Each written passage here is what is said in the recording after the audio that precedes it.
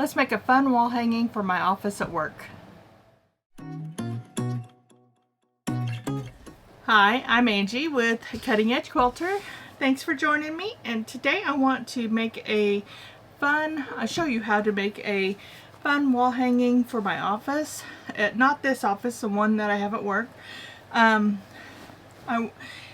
As of right now, I have kind of blank walls all around me, so I wanted something fun to put behind me for when I do meetings and things like that. So I wanted to show you what I made, and then I'll show you how I make it. It measures about 37 by 37, and so it's mostly white. I used a background that from just some fabric that I got, I think, from a garage sale or something, so I just wanted to use this fabric up. Nobody will ever see it anyway because it'll go on the wall. But this is what how the wall hanging has turned out. It's an outline of the state of Missouri, where I'm from, and I'm going to show you how to make that today. So we need to look for I'm going to go with state of Missouri. You can go with any state that you want, or whatever outline you want of something. So I'm just going to kind of type in state of Missouri. I'll do clip art. You can also do outline. And this is going to be personal, so I'm not going to be selling this. But you can, what I like to do is find the darkest one. So let me just click on images and find one. I don't want all of these with the little squiggly lines on it, so I'm just going to get this one right here. And I'm just going to right click and save image to downloads. And that's the one I will use.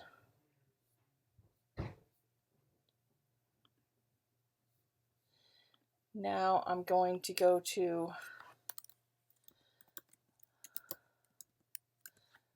blockposters.com. Get started. I'm going to upload my image and find my image.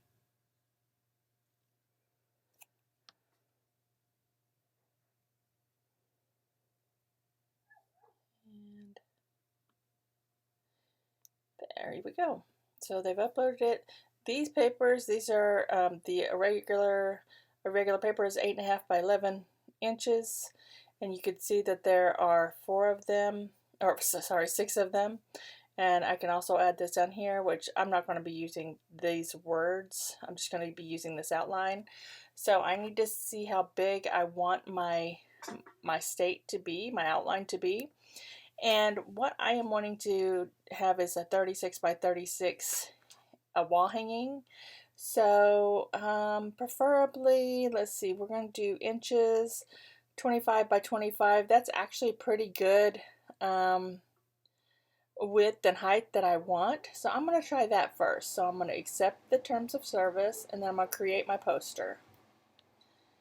So now that it's done, it didn't take very long at all. Download your poster. And that's where it looks like downloaded. And you can see it has just the edges. Don't worry if they're not exactly crisp. What we will do now is print those out and tape them together and get started with our collage.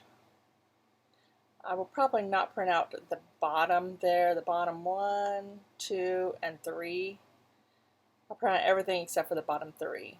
And maybe I don't need the first page either, this one. So I'll start with 2 and move to 2 through 7. So this piece of my background fabric, it's a 38 by 38. I measured my wall. I wanted it to be at least 36 by 36. So I'm accounting for whenever I quilt it, it's going to actually go in a little bit. So 38 by 38 is fine. If it goes to like 37 by 37, that's fine too, no big deal. But I laid it out like this because, and this is the reason why I wanted the outline to my the poster to be kind of dark, because I'm laying it out like this, and I'm going to put the poster underneath it. And I'm going to tape all these together, but first I want to see how it looks, because I may have to print off a different size depending how I like it. It may be too big, too small, I'm not for sure. So, okay, so that's approximately how it's going to look. It's going to be a lot tighter once I get it taped together. Okay. Lay this on top, and yeah, I think that will actually be perfect for right in the middle. Because of course I'm going to put the binding around it, so I'll make sure it doesn't go too close to the borders. And yeah, I think that's going to be the perfect fit. So I'm going to tape these together and then show you how I'm going to put my collage on there. Okay guys, I got all of this taped up and ready to put my collage on there. So I'll show you, I need to iron all of my little pieces, and then I'll show you how I do my collage and attach it to the backing. Okay, I'm going to use these little scrap pieces. I think I may use this for maybe a heart or a star on Missouri. I'm not for sure if I'm going to do that or not, but I have all these scrap pieces that I want to use up, and so I think I'm going to go ahead and iron these and make them all nice and flat, so that way I can use them for my piece. As you see by these weird shapes, I use this in another project too. I don't know if you saw my hexagon quilt that I made. That's actually for sale on my site, so I'll put a description.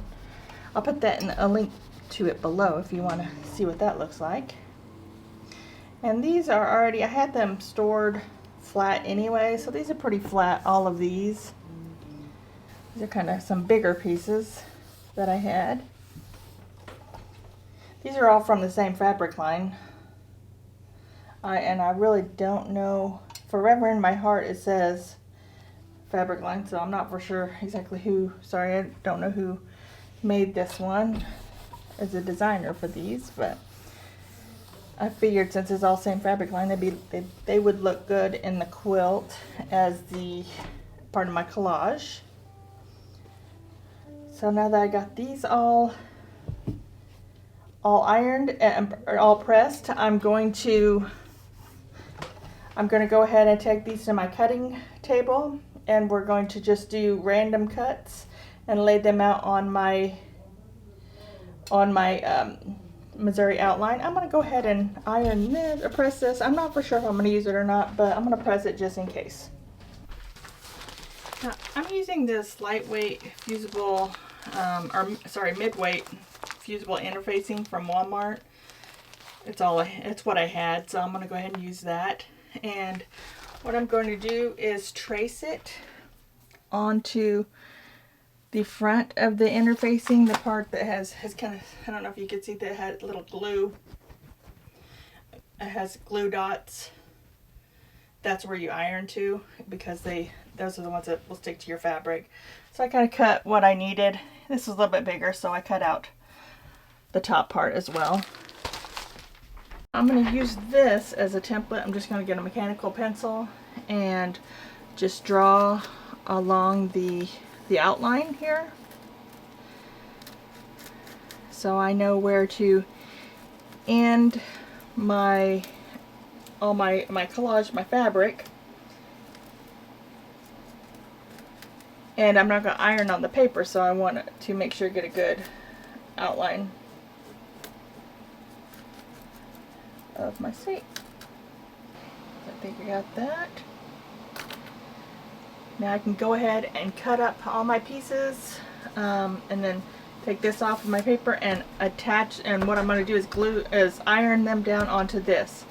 So I'm going to move this to my ironing board, go get my pieces to cut, and go ahead and give them a cut. Okay, I'm going to start with these smaller ones, smaller pieces, and just kind of cut however I think.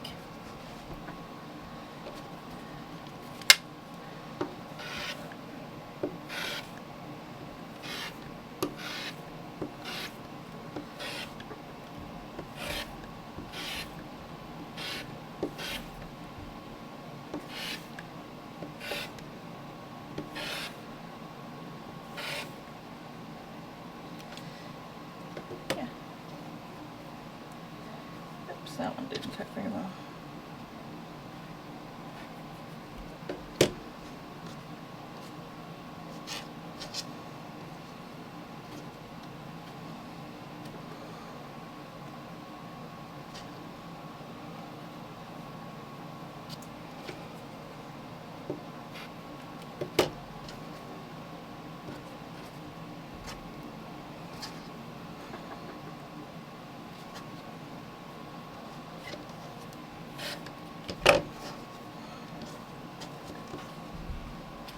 Now for some more, I'm just going to do just a stack. Just cut what I can. They don't have to be perfect. I think that may have been too many, but that's okay. That's much better.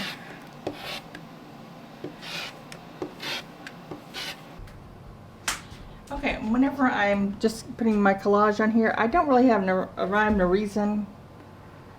What I'm doing is, I don't know if you can see, I'm just following the outline that I traced. I took the paper out, and I'm just following the outline that I traced, making sure that you put them on top of the side that has like the glue dots on it, because I'm going to press all of these down. And when I quilt it, I think I'm just going to quilt over it, so that way they can all stay down.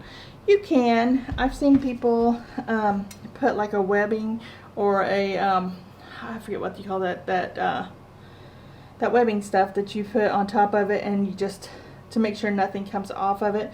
But I want to make sure, I want to get the colors to all where they pop, so I don't want to take away from the colors by putting that on there. So I'm just going to make sure you fill in all the little holes. I don't really have a plan, as you can see. I'm going a little bit over the, which that one's not, I'm going a little bit over the outline. I want to make sure that I get over the outline because I'm going to cut that off.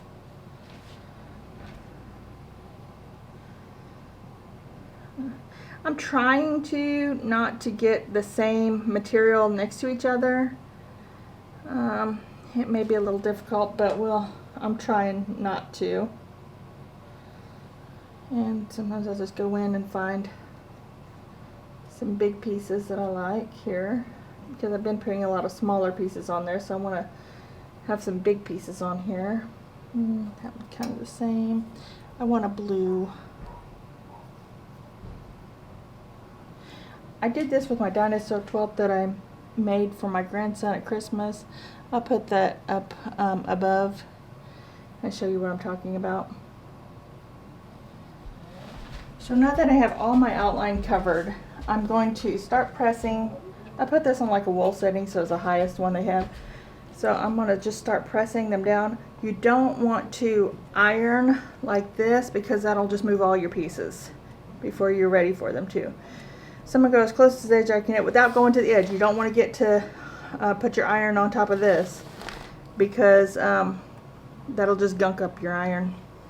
The interface that I bought, or this interface, the mid-weight says to press it for 10 seconds. So you just have to look at your packaging to see how long to press it for.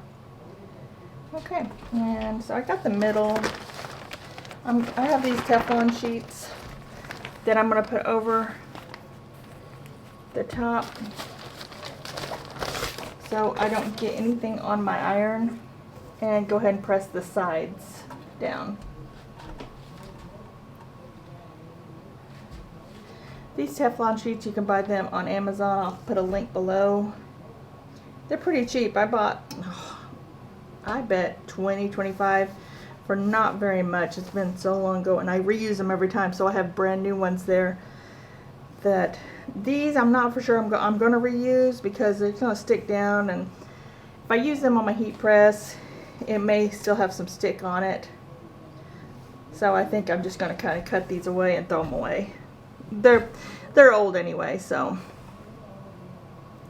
Now you are going to see some that will pop up on the edges, and like I said, that's okay, because it's on top of fabric, not on top of the actual fusible. So I will be sewing that down onto my wall hanging. But you just want to get the edges really good. Make sure anything that can stick down does stick down.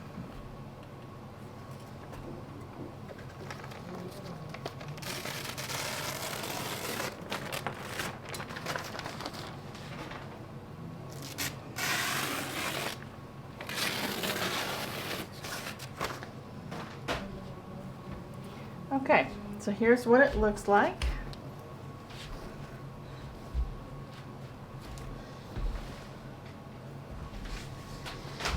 And on the back, I don't know if you can see this, but I can see my outline that I did on the back of this, so that's where I'm going to cut. And let me kind of get a closer look for you. I don't know if you could see, yeah, that pencil mark.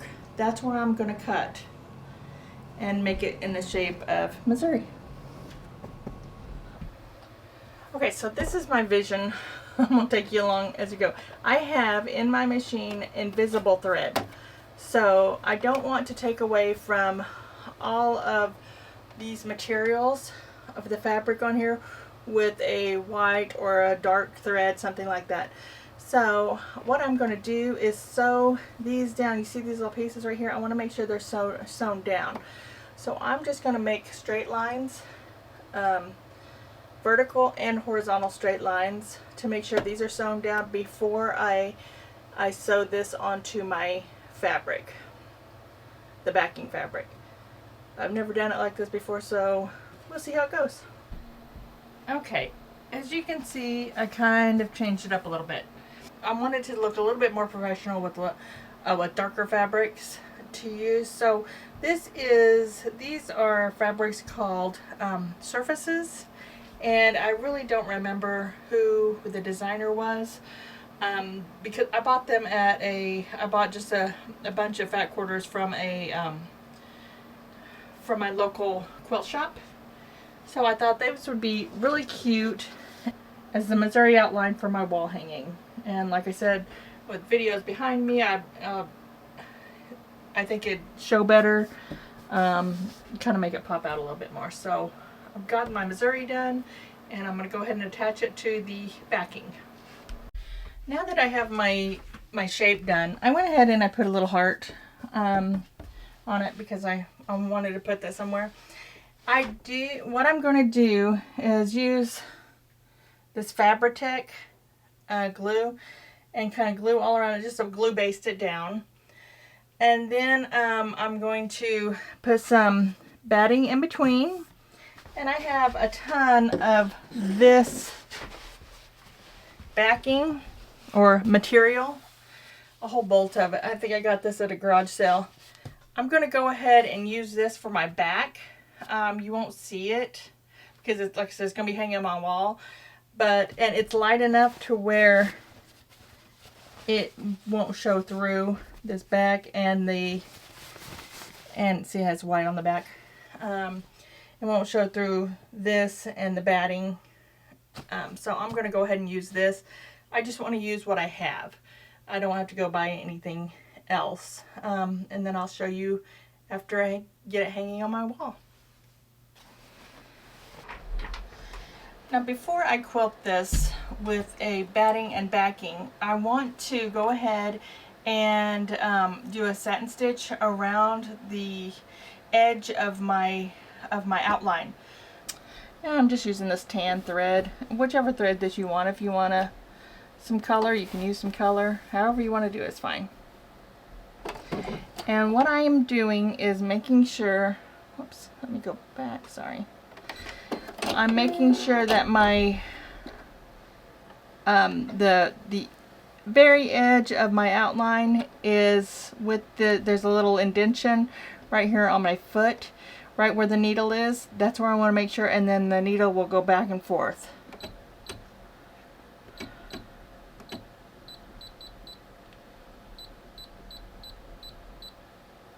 Oops. Okay. I'm going to do 0.1. There we go.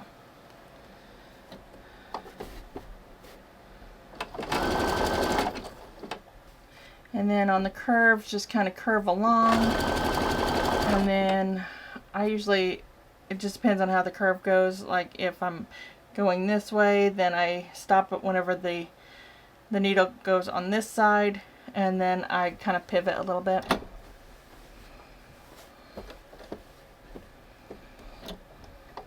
Just as long as your edge is on that little line there, so you'll know that you're going to catch the fabric. And that's it. That's a fun little project that you can do over the weekend if you want to spruce up your office a little bit. I love it hanging in the back of my office. It makes the meetings a lot more fun rather than looking at just a blank wall behind me. So thanks so much for watching, and if you like this video, please hit the like button below and hit the subscribe button if you're not already subscribed, and also the bell to notify you of any videos that I make. I usually try to do videos every Tuesday, so just hit that notification bell and it will notify you when I make a new video. So thanks so much for watching.